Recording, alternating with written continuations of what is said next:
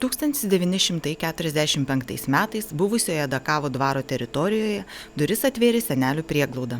Po kelių dešimtmečių pastatas išsiplėtė, pradėta globoti ir psichinę negalią turinčiuosius. Nuo 2018 Adakavo pensionatas oficialiai vadinamas Adakavo socialinių paslaugų namais. Tad kokias paslaugas Adakavo socialinių paslaugų namai siūlo? Adakavo socialinių paslaugų namai šiuo metu teikia 10 paslaugų rūšių. Iš jų Adakave ilgalaikė socialinė globa, trumpalaikė socialinė globa ir atokvėpio paslauga institucijoje.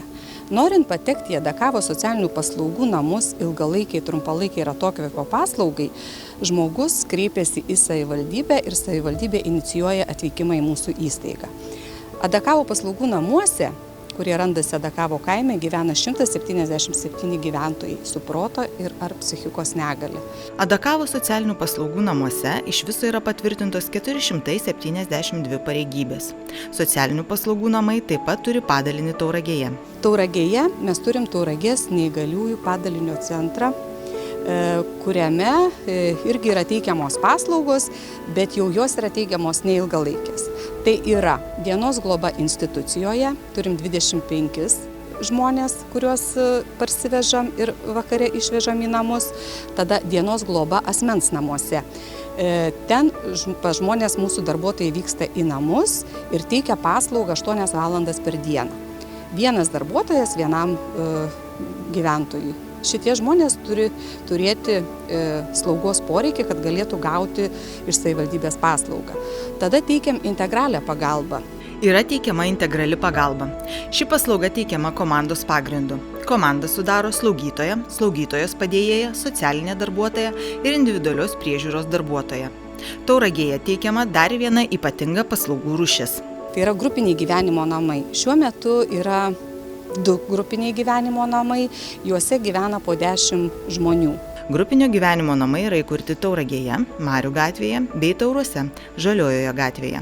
Iš šiuos namus gyventojai atsikraustė iš Adakavo ir yra pasiruošę savarankiškam gyvenimui, su galimybė ateityje persikraustyti į apsaugotą būstą. Apsaugoto būsto paslauga yra naujai pilotuojama.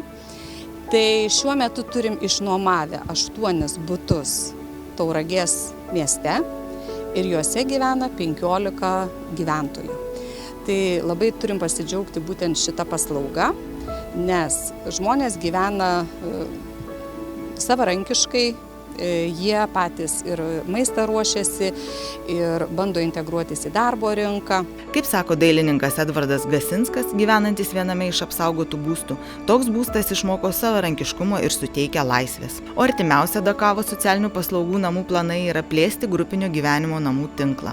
Šilalės savivaldybėje statomi 2 grupinio gyvenimo namai, Pagėgių savivaldybėje 1. Planuojame įkurti socialinės dirbtuves. Apie įstaigos siūlomas paslaugas informaciją galima rasti internetinėme puslapyje adakavo.sgn.lt. Taip pat apie visas teikiamas paslaugas informaciją turi savivaldybės.